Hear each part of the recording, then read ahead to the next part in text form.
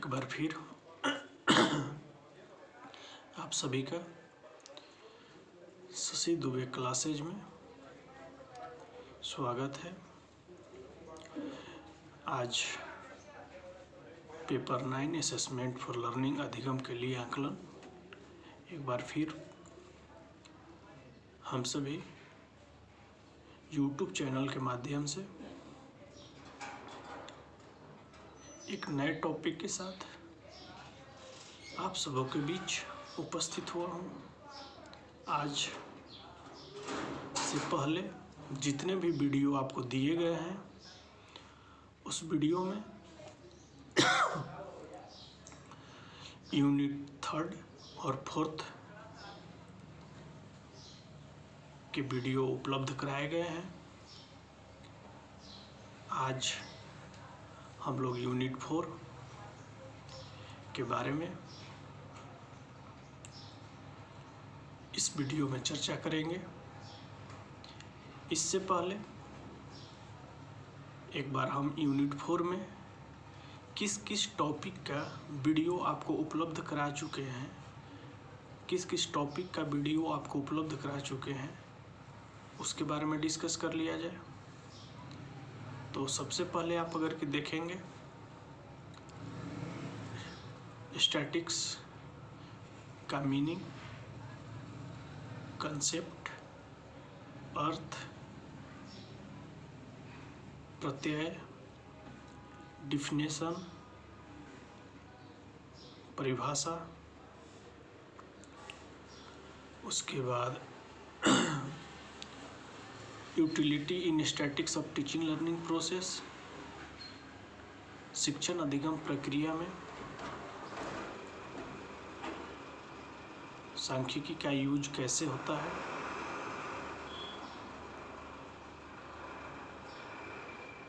एक टॉपिक सिर्फ types of statics अभी बचा हुआ है, इसको हम करेंगे।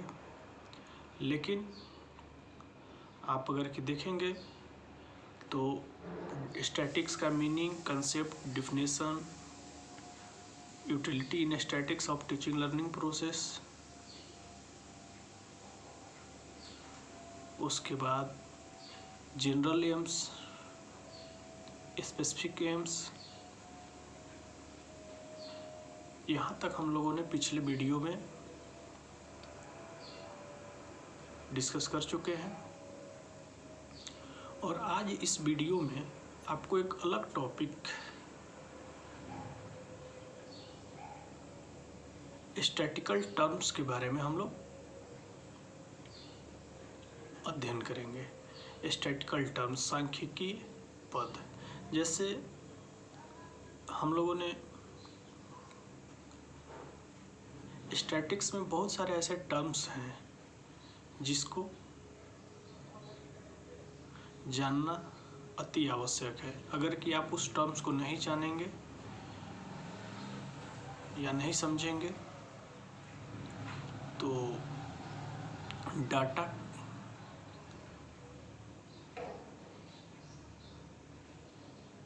कैलकुलेट करने में या रिजल्ट निकालने में आपको दिक्कत हो सकती है। जैसे आप लोगों ने स्टैटिकल टर्म्स में बहुत सारे ऐसे टर्म्स का नाम सुने होंगे। Data, ungroup data, group data, range, class interval, frequency, cumulative frequency. चूँकि इस स्टैटिकल टर्म्स का यूज, ये जितने भी statistical term, data, ungroup data, group data, range, class interval, frequency, cumulative frequency, ये जितने भी टर्म्स हैं, इस टर्म्स को जानने का उद्देश्य या ऑब्जेक्ट्स क्या है।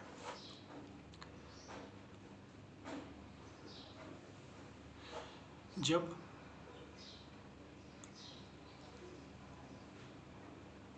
आप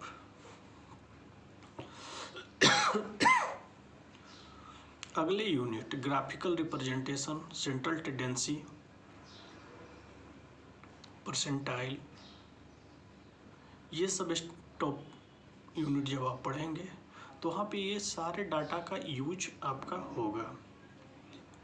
वहाँ पे सारे डाटा का या सारे टर्म्स को हम लोग यूज करते हैं। आंकड़े, अवर्गीकृत आंकड़े, वर्गीकृत आंकड़े, रेंज जिसको हम प्रसार भी हिंदी में कहते हैं, क्लास इंटरवल, वर्गांतर,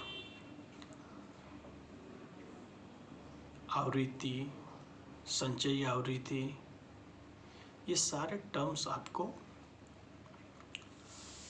स्टैटिस्टिकल टर्म्स के नाम से जाने जाते हैं। अब ये सभी स्टैटिस्टिकल टर्म्स को हम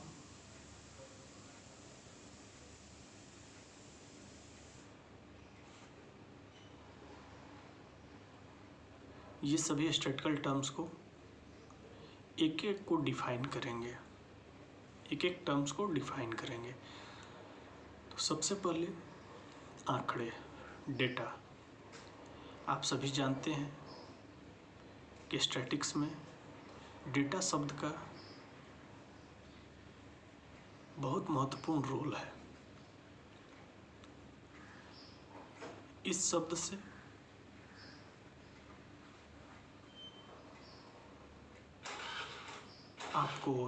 इस शब्द को आपको जानना आवश्यक है।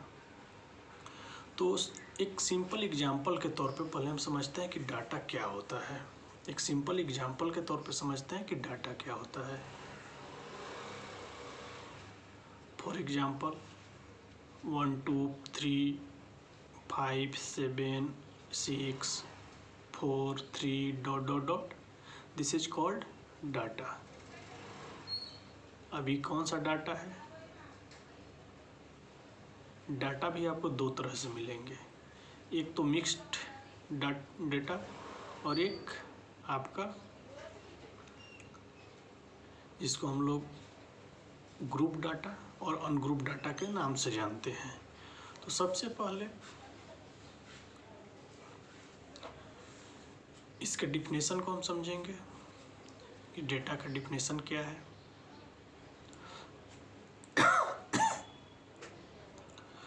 बिखरे हुए अंक अथवा संख्याएं मूल रूप से आंकड़े कहलाते हैं। हमने आपको एक एग्जाम्पल अभी दिया।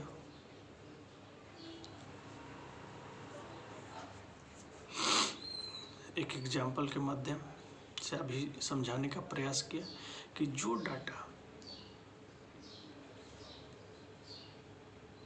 अंक के रूप में बिखरे होते हैं, डिजिट के रूप में बिखरे होते हैं, उनको हम डेटा कहते हैं।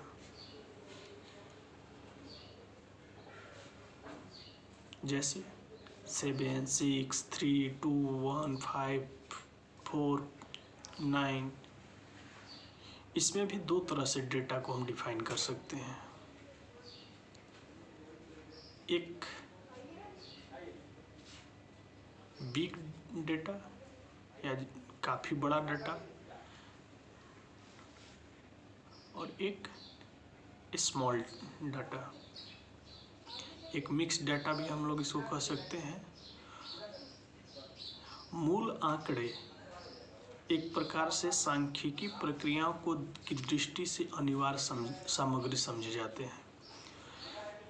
स्टैटिस्टिकल प्रोसेस में जो डेटा होते हैं वो सबसे इम्पोर्टेंट रोल उनका होता है। स्टैटिस्टिकल टर्म्स में अगर कि आपके पास डेटा नहीं है तो आगे आपका कंक्लूजन निकलेगा ही नहीं,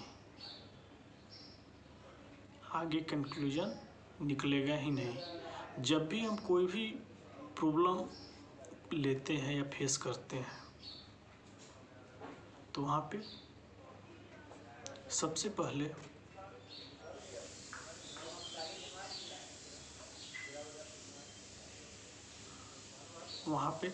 पहले हम डाटा का बात करते हैं।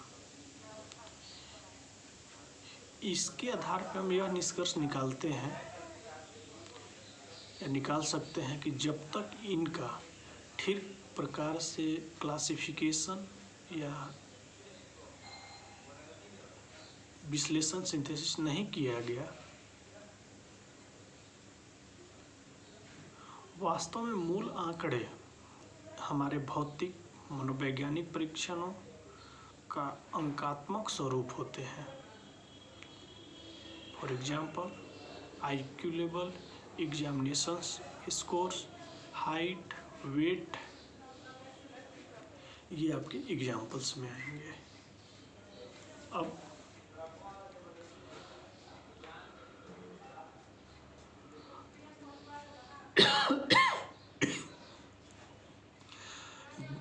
डाटा दो प्रकार से हो सकते हैं, अनग्रुप डाटा और ग्रुप डाटा।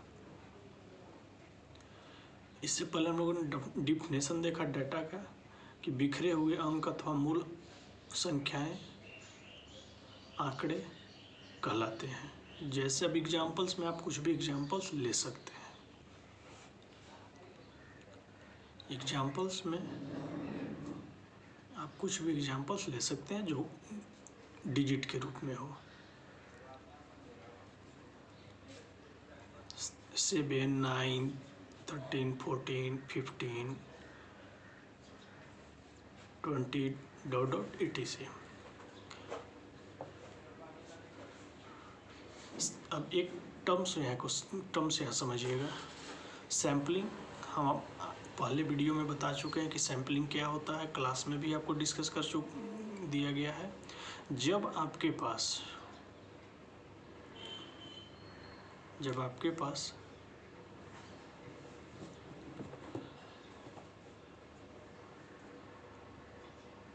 डाटा कम हो, मतलब छोटा डाटा हो, स्मॉल डाटा, तो वहाँ पे हम सैम्पलिंग नहीं भी करते हैं तो उस डाटा को हम सोल्व कर सकते हैं।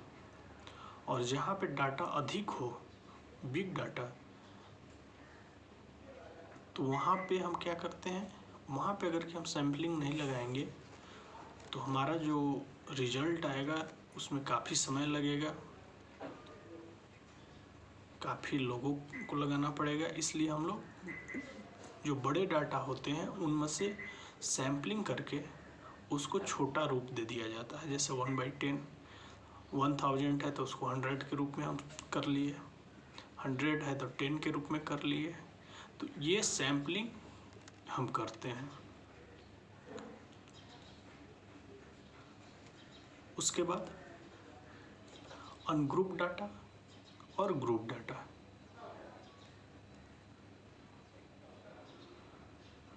अनग्रुप डाटा और ग्रुप डाटा, अवर्गीकृत आंकड़े और वर्गीकृत आंकड़े।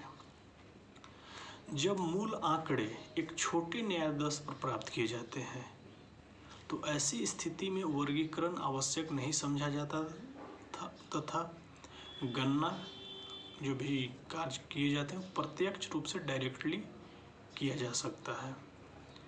जैसे 10, 12, 13, 17, 15, 8, 6, 16, 14 n = 10। अब इस डिफिनेशन को आप समझिएगा कि ये डिफिनेशन क्या कहना चाह रहा है। वही जो हम अभी बड़ा डाटा और छोटा डाटा की बात कर रहे थे, तो उसी को अनग्रुप डाटा और ग्रुप डाटा में हम लोग यहाँ डिस्कस कर रहे हैं। जब डाटा एक छोटा हो तो ऐसी स्थिति में उसको क्लासिफिकेशन या उसमें सैम्पलिंग करना कोई आवश्यक नहीं समझा जाता। इसको हम डायरेक्टली रूप से सोल्व कर सकते हैं। लेकिन वही डाटा अगर कि अधिक हो, बड़ा हो, तो उसमें हम सैम्पलिंग लगाते हैं। अब इस डाटा को जनरली कितने डेटा को हम लोगों को सैम्पलिंग लगाना चाहिए और कितने डाटा को में सैम्पलिंग नहीं लगाना चाहिए, तो उसके लिए एक नोट्स है, आप लिख लीजिएगा कि डायरेक्टली और इनडायरेक्टली रूप से हम कब इसको सोल्व कर सकते हैं। जनरली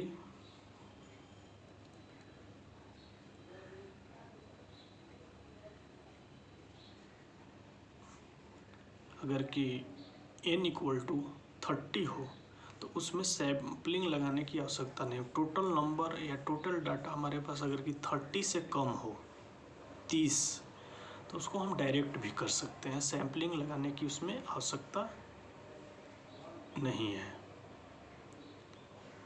और अगर कि n 30 से बड़ा हो, जैसे एक डाटा अभी हम लोगों ने एग्जाम्पल्स के रूप में आपको बताए, जिसमें n इक्वल टू 10 है, n इक्वल टू 10 है, टोटल डेटा हमारे पास 10 है, तो वहाँ पे हम डायरेक्टली इसको सोल्व कर सकते हैं।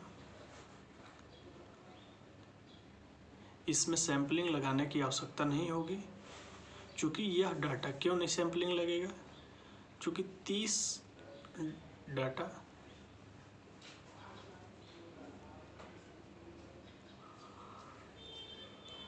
छोटा डाटा है, इसलिए इसमें सैम्पलिंग लगाने की आवश्यकता नहीं है। यही डाटा अगर कि अधिक होगा, उसके लिए आगे हम लोग डिस्कस करेंगे। तो this is called ungrouped data. For examples 10, 12, 20, 13, 17, 15, 8, 6, 16, 14, n equal to 10। अब ये डाटा देखिएगा, इसको हम लोग मिक्स डाटा बोलेंगे। कैसे मिक्स बोलेंगे? क्योंकि इस डेटा में क्या आ रहा है, कभी बढ़ते क्रम में, कभी घटते क्रम में। मतलब जो डेटा दिया हुआ है वो कभी इंक्रीजिंग ऑर्डर में आ रहा है, कभी डिक्रीजिंग ऑर्डर में। तो इसको समझने के लिए इंक्रीजिंग ऑर्डर बढ़ते क्रम और डिक्रीजिंग ऑर्डर घटते क्रम, आप सभी जान रहे हैं कि इंक्रीजिंग ऑर्डर और डिक्रीजिंग ऑर्डर को पहले हम या तो इंक्रीजिंग ऑर्डर में लिखते हैं या डिक्रीजिंग ऑर्डर में लिखते हैं। जैसे जो भी मिक्स डेटा है, जो भी मिक्स डेटा है, इस डेटा को हम अगर कि इंक्रीजिंग ऑर्डर में लिखते हैं, तो हम बढ़ते क्रम में लिखेंगे। और अगर कि जैसे हमारे पास जो डेटा है एग्जाम्पल के रूप में, कौन सी डाटा है, 10, 12, 20, 13, 17, 15, 8, 6, 16, total number of digit 10, 1, 2, 3, 4, 5, 6, 7, 8, 9, 10, 14। अब ये डाटा आप अगर के देखेंगे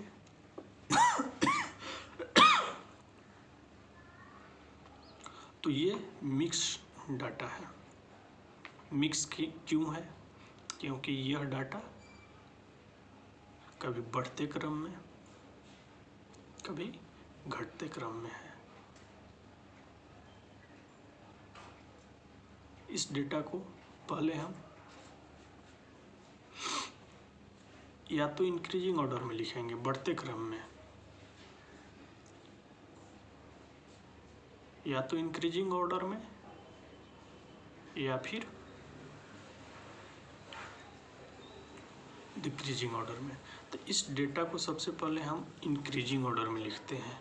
तो सबसे स्मॉलेस्ट डिजिट 6, 8,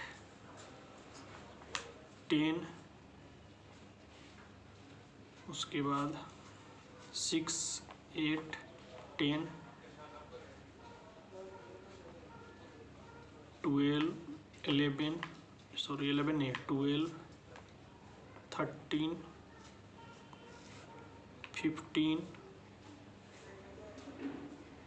16, एक 14 भी है, 16, 1, 2, 3, 4, 5, 6, 7, 8,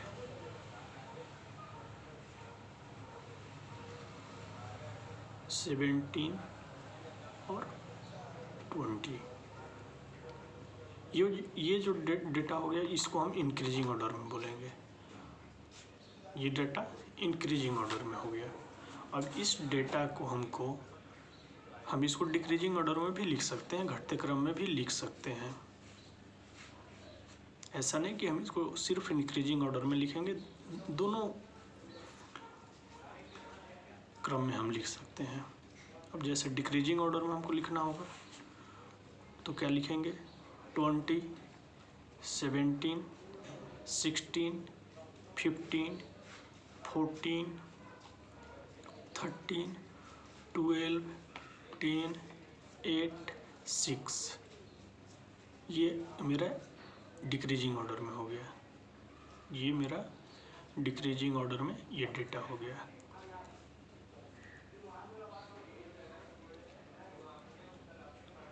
अब इस डेटा को, चूँकि टोटल नंबर ऑफ डेटा 10 है, टोटल नंबर ऑफ डेटा 10 है, तो चूँकि ये छोटा डाटा है, हम उसमें एक नोट्स क्या लिखवाए हैं, टोटल नंबर ऑफ 30 से अधिक होगा तब उसमें हम सैम्पलिंग लगाते हैं। जो डेटा 30 से अधिक हो उसमें हम सैम्पलिंग लगाते हैं, लेकिन जो डेटा 30 से कम हो, 30 से कम हो, उसमें हम सैम्पलिंग नहीं लगाएंगे। तो ये दोनों आप देखेंगे डेटा जो आपका एग्जाम्पल्स के अनग्रुप डाटा में एग्जाम्पल्स के तौर पे दिया गया था, उसमें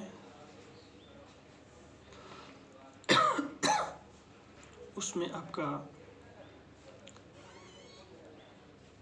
अनग्रुप डाटा